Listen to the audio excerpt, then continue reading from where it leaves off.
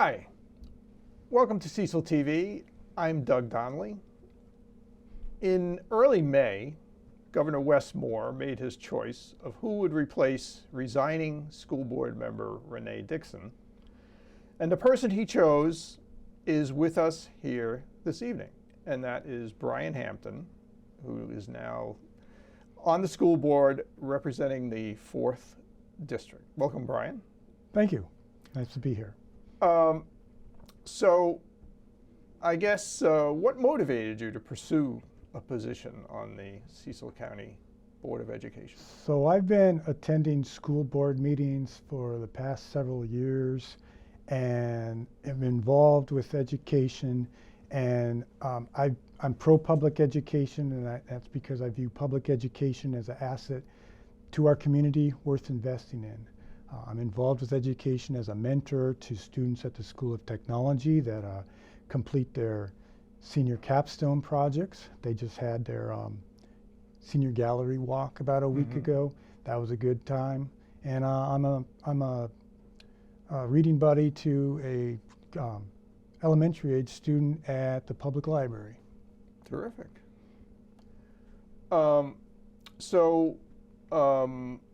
Looking at the school system, what do you from this point, since you've not even been at a meeting yet, what do you identify as the most pressing challenges that face Cecil County Public Schools? Well, you're right. I haven't been at a meeting. I haven't even spoken with all my fellow board members since I've been sworn in. My first board meeting will be this coming Wednesday. But the most pressing challenges,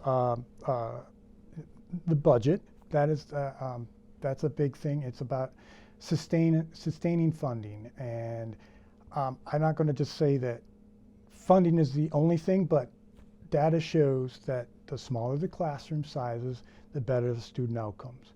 But we also have to recognize that we aren't Montgomery County or Howard County. We don't have the resources that they do, and we'll never be able to provide the same per pupil funding that those municipalities do.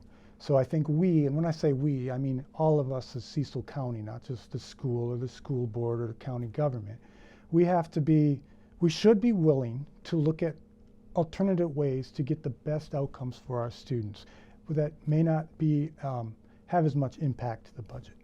Right. And I will be looking forward to discuss some of those ideas with my fellow board members. Mm-hmm.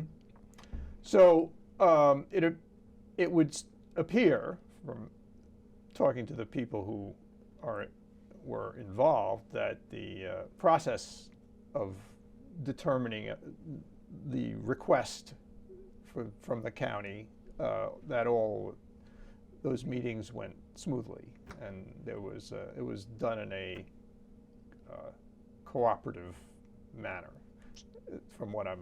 So from the budget process? From the budget process. Yes, from the outside looking in. Yes. So I haven't been privy to any of the internal meetings, but with what's publicly available, I would agree that the school district was meeting with the county executive and county council and discussing concerns and debating in good faith and understanding where each entity's needs were and what the resources were.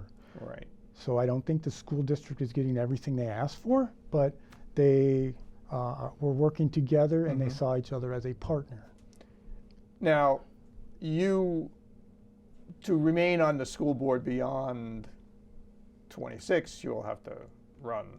Correct. I'm only appointed to fulfill the remaining term through 26. So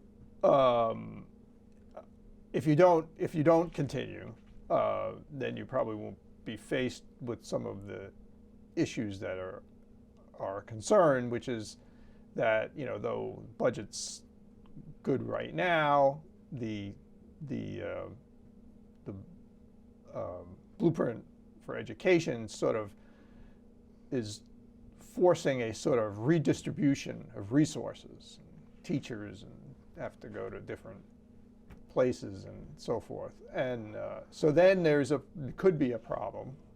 So how do you may be faced with balancing budget versus allocation of resources. So I don't know.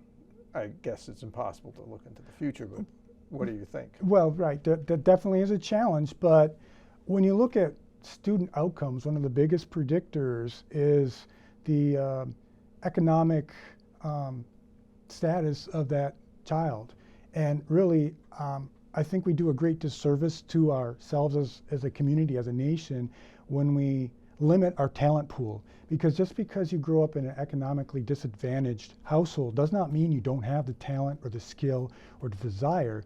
It means you face additional hurdles.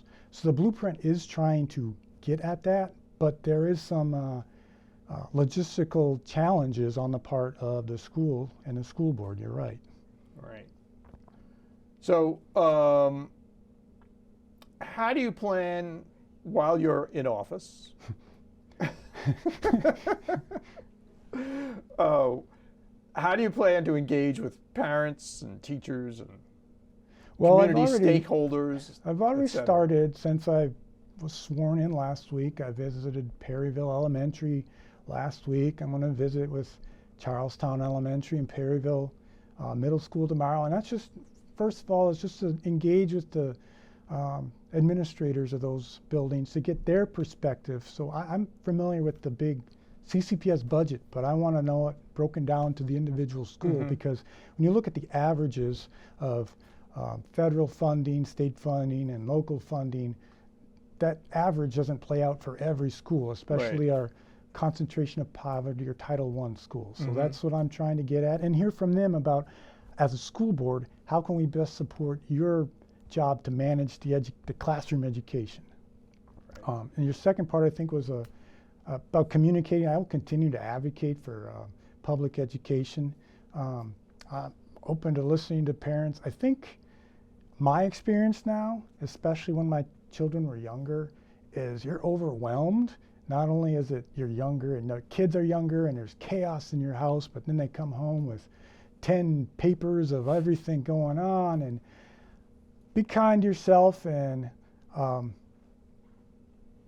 ask your kid every night when they come home, what do you have in your backpack? And then you can sort through it. Because I do think the schools and teachers do a good job of communicating, and it's up to the parents and me to look through it and follow up. But I'd recommend to parents to reach out to their children's teachers, build a rapport.